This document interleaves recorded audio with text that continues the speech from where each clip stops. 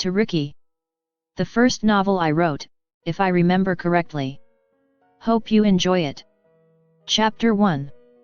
You have about 5 months left. It could be longer, that's only by chance. Our biggest fear is that your time could be less. The cancer cells are multiplying at an alarming rate. If there was anything more I could do, Dr. Phillips took a deep sigh after saying that. He looked at Rachel, waiting for her to say something. Rachel didn't say anything. Her lips felt dry and she had reached into her purse to get some lip gloss. She didn't know what to say. This was the last thing she expected to hear, the last thing anyone expects to hear. She didn't know how long it would take for the shock to settle in. Kelly. Her name kept playing over in Rachel's head when she finally felt a tear roll down her cheek. Dr. Phillips grabbed a tissue and passed it to her. He thought it better not to say anything. What could he or anyone say to make her feel better? The deafening silence lasted for a few minutes after he decided to say something. You'll get the medication at the front desk. Those pills work wonders for headaches and, stomach flu. Please inform me if they aren't. Rachel couldn't say anything. What good would it be? Her fate had been decided.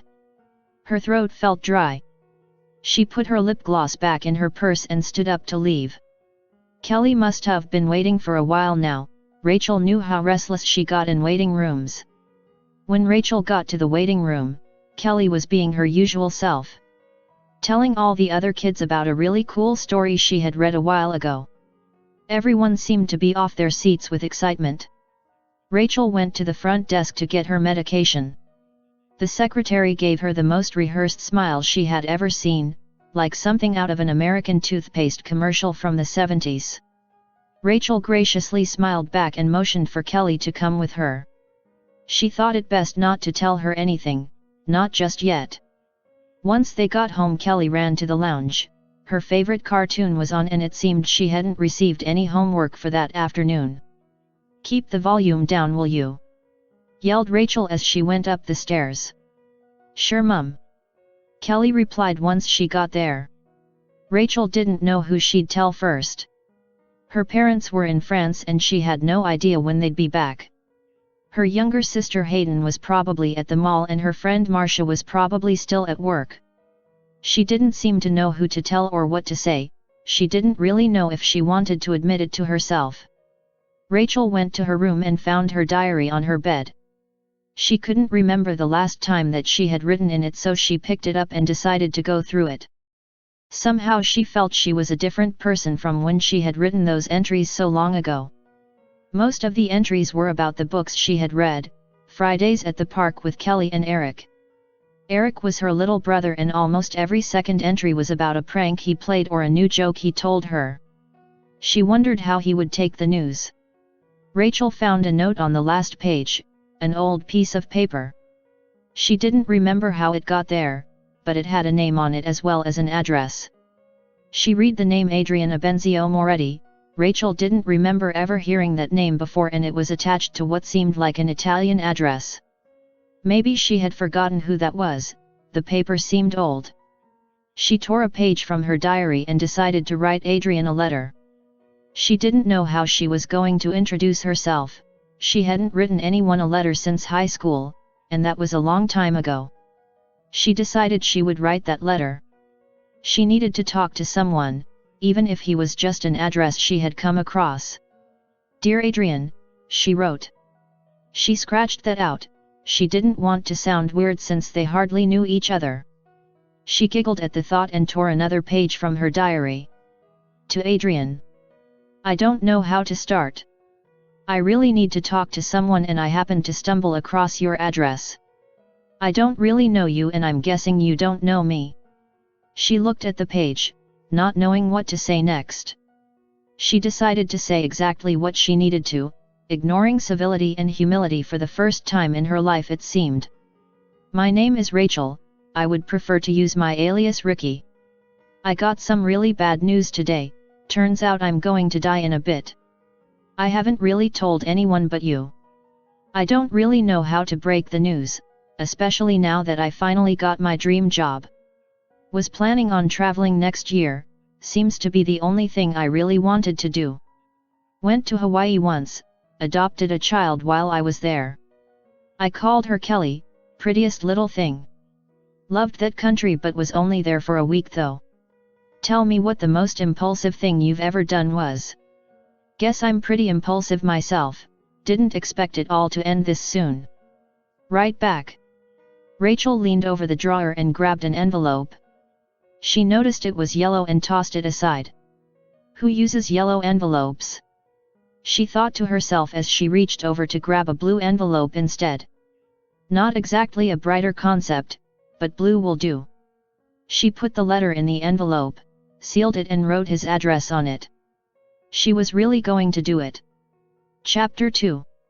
Adrian didn't bother to put off the stove once he was done cooking the spaghetti. He was really exhausted, it had been a long day at the office. At times like these all he wanted to do was lie down and think. He still couldn't get the letter he had received out of his head. He didn't know who this Rachel could have been. His friend Devin told him about a Namibian girl named Rachel once, but that was quite a while ago.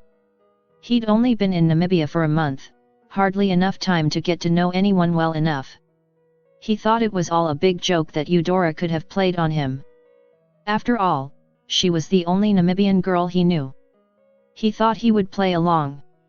To Rachel, I take it you'd prefer to be called Ricky. You mentioned that you were going to die in a while. Not sure what's going to kill you, I think you forgot to tell me that. I really don't know how you got my address. Adrian stopped writing. It all started making sense. He remembered Eudora telling him that she gave his address to a girl she knew. Ricky must be that girl. Come to think of it, you probably got my address from Eudora. She never told me much about you. So you adopted a baby in Hawaii, sounds interesting to say the least. I think the most impulsive thing I've ever done was go blonde in middle school. I blame it on the hippie craze of the early 90s. My friends make sure I never live that down. You could write back, but that's completely optional. He sealed the letter in order to post it the next day. He got up and walked over to the mirror to fix his hair. Isabella said she'd be there by 8. Adrian checked his watch to confirm she was late. Andrew and Eudora had come by Rachel's place. Rachel told her about the letter and she smiled. Eudora had sneaked his address into Rachel's diary a few weeks ago.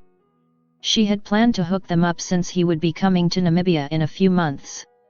Rachel knew she had to tell her family, she wouldn't want them finding out the wrong way. She decided that tonight she was going to do it. Her parents had just come back from France and they were going to have a barbecue.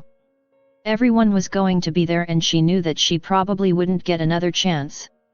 They got to the party a bit late and just as she had expected, everyone was there. Glad you could make it, honey, whispered her mom. She sent Kelly to play with the other kids at the pool. Her friend Umuna was there as well. Almost everyone was glad to see her as she took a seat next to her brother. Rachel, this is Julia. I think you met last year at my birthday party, Eric said as he introduced his girlfriend. Rachel smiled at Julia, who gave her the most exaggerated grin imaginable. This seemed to be the opportune moment to tell them. I'm not sure you've all heard the joke of the broken engine, began her father as he told the oldest joke in the family. Everyone had heard that joke about 100 times before, but they all laughed out of politeness, it seemed. The table got quiet again and Rachel cleared her throat as she began what would be the most difficult sentence she ever had to say. I presume you all know I got the job at the firm, she said, trying to put the words together in her mind. Everyone applauded almost instinctively. I knew you would get it, sis, yelled Hayden from the far corner of the table. That's not exactly what I wanted to say. She took another sip from her glass as the table grew quiet again. I went to see the doctor about those headaches I've been having. Turns out I have ovarian cancer. It was quiet except for the noise coming from the pool.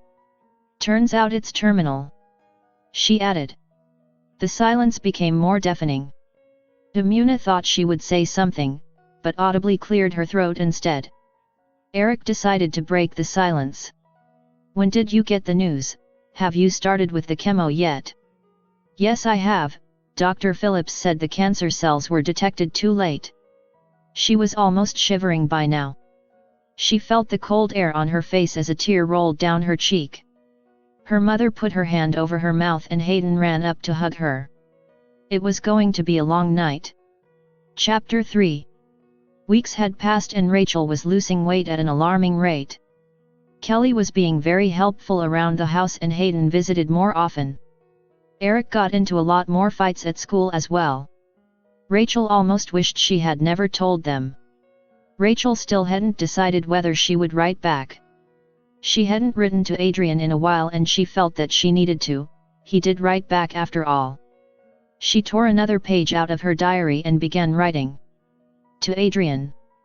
It's me again, Ricky. I don't know why it took me so long to write back. Eudora told me you were coming to Namibia in a while. So I wasn't really specific in my last letter. I've got cancer. A lot has happened since I told everyone. The cancer is really eating at me in more ways than one. It was great of you to write back. I was hoping you would. I also did my hair blonde in high school. I thought it looked great, till it all broke off the next week. I have difficulty sleeping sometimes. My dreams depress me. Don't we always think death would be the easiest thing? Cancer feels like an appointment with death. I hate the way it makes me feel so powerless. This might sound strange, but for the first time in my life I feel mortal. Don't we all feel immortal? Like death happens to everyone but us. If anything, my cancer made me think more about the other side. What makes you think about the other side? Write back.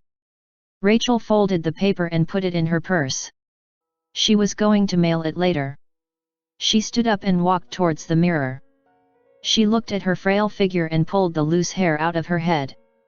It made her think of her life, her impending death.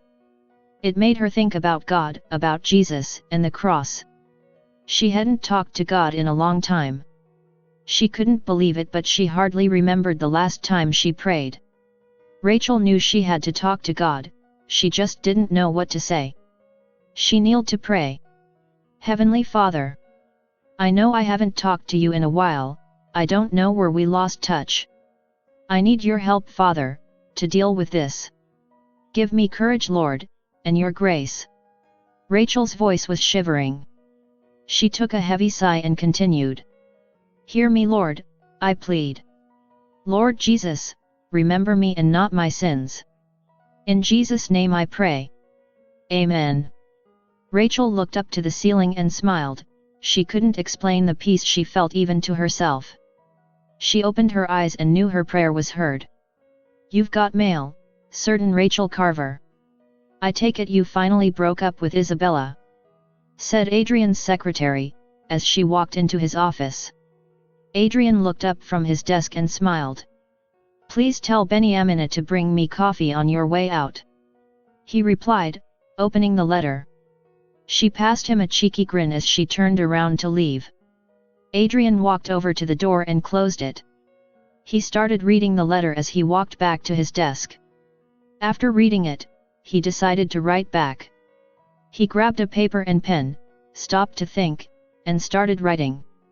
To Ricky. You didn't tell me the type of cancer you've got. Then again, it isn't really any of my business. Adrian stood up and walked to the window. He thought long and hard about what he was going to say next. He walked back to the desk after a while and picked up his pen. What you wrote really made me think about life, death, God. The other side does seem more real when you've got an appointment with death, I guess. I never saw cancer as an appointment with death till I read your letter. I guess I don't define these things or ever really think about them. Adrian stopped writing to think. He didn't know what to say next. He'd never been put in such a position. I don't really see death as something that happens to everyone else, I see it as something we all try to elude. You know, everything we do is to stay alive.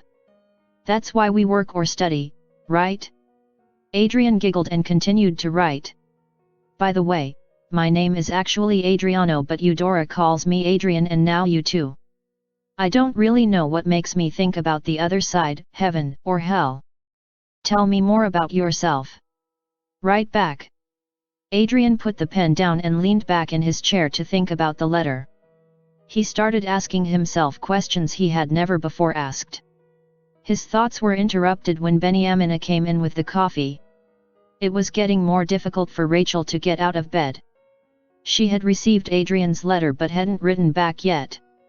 The chemo was a nightmare it seemed, for by now she was almost bald and had grown deathly thin. Her father thought she should fly to Houston for treatment but her doctors didn't think traveling was such a good idea. Kelly would bake her cupcakes almost every day and Hayden would skip school at times to help her around the house. She decided to write back to Adrian eventually. She had to find the strength. She tore another page from her diary and weakly began to write. To Adrian. I'm still alive. Don't mind my sloppy handwriting. It's getting harder for me to use my arms or legs for that matter. Next week's my birthday. A few months ago I never thought I'd live to see my 25th birthday. She stopped writing to laugh at the thought. She hadn't noticed it but she was crying too, soft tears that almost didn't feel like her own. I feel like I weigh 1,000 tons. It seems to be all that occupies my thoughts these days. I don't mean to depress you. Enough about that, why don't you tell me something you bet I don't know? Don't have much fun facts to share, unless terminal cancer sounds interesting. She laughed even harder as the tears ran down her face more violently. I guess I miss the days I loved being me. I remember myself so many years back. The moment I graduated from high school, I was off to America with my friends. We had this idea that we would make it big in Hollywood, lol. That never happened though. We ended up spending a year auditioning for millions of roles we never got. After that year I was off to law school in SA. I was done last year so I decided to practice back home in Namibia this year. You know the rest by now I'm sure. She grabbed a pillow to lean against. She was overwhelmed with fatigue but she wouldn't let herself sleep. She had to write that letter. She didn't want to admit it to herself but it could have well been the last letter she would ever write him. She forcefully picked herself up and fixed her glasses. I was engaged to be married once. My fiancé went to the mall to get the groceries. I was reading a novel that day. Rachel stopped writing. The pain of that day was coming back to her like a cold breath of air. He never came home. He was caught in a drive-by shootout and she didn't want to remember that day. She promised herself she wouldn't. You can imagine the rest I'm sure. I pray a lot more than I ever did. I guess I want to know what will be next. Don't really need any more surprises. Right back. She placed the letter in an envelope and wrote his address on it. Hayden had promised to mail it that afternoon. Chapter 4. It was a few days later when Adrian got Rachel's letter. He was almost excited to open it. He read it and laughed when he read the part about her Hollywood dream. His heart felt heavier when he read the rest. Once he was done reading the letter he leaned back on his couch staring at the portrait on the wall. The painting of a butterfly with a broken wing, he remembered painting it in high school a couple of years ago. He stared at it and thought it would be the best gift he could give Ricky on her 25th. He was going to Namibia for a meeting in a while. He thought that would be the opportune moment to meet her. He grabbed a book from the table and tore a page from it. He found a black pen in his suitcase and began to write. To Ricky. Congratulations on turning 25 this week. I remember turning 25 a few years back. I don't know about you but I felt old that year. I wish I had half as much fun as you did after high school but I was straight off to college.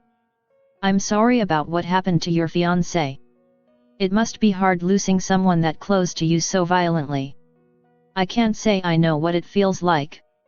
Apparently a bird chews with its stomach, that's something I bet you didn't know. Something I wish I didn't know though, ha ha. I started praying a lot more once I realized I had so much to pray about. Your letters really changed me in more ways than one. Right back. Adrian folded the letter and put it in his case. This time he would deliver it by hand. Rachel woke up that morning with a shock. She somehow felt like the alarm sounded a bit louder today. She looked at the calendar and softly smiled. Today she would be 25, she would finally wear the purple dress her fiancé had brought her but never got the chance to give her. She had found it amongst his belongings in a red box. He had probably planned to give it to her later that day. She would wear her hair down for the first time in weeks. The thought of combing her hair was a bit stressful though. She stood up and walked to the mirror on the wall. Pulling her hand through her hair, she watched in utter shock as another lump of hair broke off in her hand. She looked at her hand for what seemed like a long time and looked back at her reflection. This was her birthday and nothing was going to ruin it for her. Kelly and Hayden came home with a lot of excitement. They had planned to surprise Rachel that day and were at the restaurant preparing it all as soon as school was out. Eric and her father had gone to pick her up later that afternoon. Her mother had gone to await her arrival at the restaurant. "Come on, Ricky, you don't want to be late," yelled Eric from the hall. "On my way," replied Rachel in a soft, almost shriveled voice. "Right, I'm starting the car," said her father as he was leaving through the door. He somehow wanted to run from the sight of his daughter in her final days. Rachel grabbed her purse and headed downstairs. She tried to be careful on the stairway but eventually took off her shoes and carried them all the way down. She saw Eric in the hall wearing what looked like a shirt that he had spent days ironing. He smiled when he saw her. "So, what do you think, kid?" she said as she slipped her shoes back on. "You look like a star, sis." He reached out his arm to escort her to the car. She faintly smiled as they walked to the car in what seemed like an eternity. Somehow, every step she took felt like a leap. She had almost lost all strength in her bones. As they got into the car, Rachel felt a great dizziness she couldn't understand. "Ricky, are you okay?" she heard her brother yell. "Let's get her in the car, I'll call Dr. Phillips." She could barely hear her father's voice but somehow made out the words. She saw her brother crying but couldn't hear what he was saying anymore. It seemed as if he was yelling. Rachel closed her eyes and felt almost nothing as they rushed her into the hospital. Dr. Phillips ran to meet them. They put her on the stretcher and rushed her into the emergency room. A short while later Dr. Phillips came out. He looked faintly around the room. Kelly had fallen asleep in Hayden's lap. He turned to face her mother but the look on his face was more than he needed to say. For a quiet moment everyone had come to understand one thing: Ricky was dead. Chapter 5. Adrian woke up just as the plane was about to land. He was a bit surprised when he didn't find Eudora waiting for him at the terminal. He got his luggage, sat down on one of the benches and waited for her. She soon arrived with a friend. "Benvenuto Adriano," yelled Eudora as she ran to hug him. "Ciao Eudora, glad to see you," he said as he embraced her. "This is my friend Hendrik," she said, introducing the tall man beside her. "Hi Henry," he said, and they broke out laughing. "What are you laughing about?" he shyly asked. "Forget it, kid, let's get out of here," Eudora replied as they made their way to the car. Adrian couldn't get the thought of finally meeting Ricky out of his head. He had thought of so many things he wanted to say to her. Once they got to the apartment and Hendrik had left, Adrian thought he'd ask about Ricky. "So, where's Ricky?" "I have something to give her," he said as he looked for the letter he had written her. Eudora grew quiet, almost as if her breath was knocked out of her. She didn't know what to say to him or how to tell him what had happened. Adrian looked through the door at Eudora. She seemed almost lifeless. "What's wrong?" he whispered as he walked over to her. The moment was interrupted by a loud knock on the door. "I brought the sweater you asked for," yelled the voice as Eudora went to open the door. "Thanks Hayden," she replied tearfully as she opened the door. "Why are you crying?" asked Hayden quietly, and she turned and saw Adrian in the lounge. "This is Adrian, my friend from Italy." Hayden remembered him as the man who had written his sister letters before she died. "Yes, I think I know him." Adrian was slightly shocked at what was going on but decided to ask about Ricky again. "Hi, "My name is Adrian and I would like to meet Rachel if I may," he said a bit louder. Hayden struggled to contain her tears and took a deep sigh. "You want to see Ricky? I'll take you to Ricky, follow me," she said as she turned towards the stairs. Adrian followed her as he quickly forced the letter into his pocket. Eudora threw her hand over her mouth and watched as Adrian followed Hayden. They walked in silence to the car, and once they got there, Adrian ran over to Hayden. "Can someone please tell me what is going on? I just wanted to know where Rachel was," he said, almost out of breath. Hayden looked at Adrian, almost angrily, and turned around to open the door to the car. She didn't say anything but waited for Adrian to get into the car. They drove in silence for a while. Hayden parked the car and motioned for Adrian to follow her. They walked through a wide gate to what seemed like a cemetery. Adrian looked around and understood it all. They walked to a gravestone that looked very polished and new. "You want to see Ricky? There she is," yelled Hayden, her voice shaking and tears streaming down her face. It was the first time he noticed her crying, but what was a bigger shock was the gravity of the moment. Adrian took a while to grasp the situation. He remembered Rachel writing about her cancer. He just never imagined he would be that late. He turned to her gravestone and read her name. Rachel Vivian Cartmaine. 1987 to 2012. He kneeled down and leaned on her gravestone. He saw his tear falling on a bouquet of freshly picked flowers. He closed his eyes as he felt all the excitement of finally getting to meet Ricky die out. He wiped his face and stood up. Hayden looked at him, not sure what to say. He looked at her and then into the distance. As he put his hand into his pocket, he felt the letter he had written her, and pulled it out. He looked at it, then put it on her gravestone, and softly whispered, "To Ricky."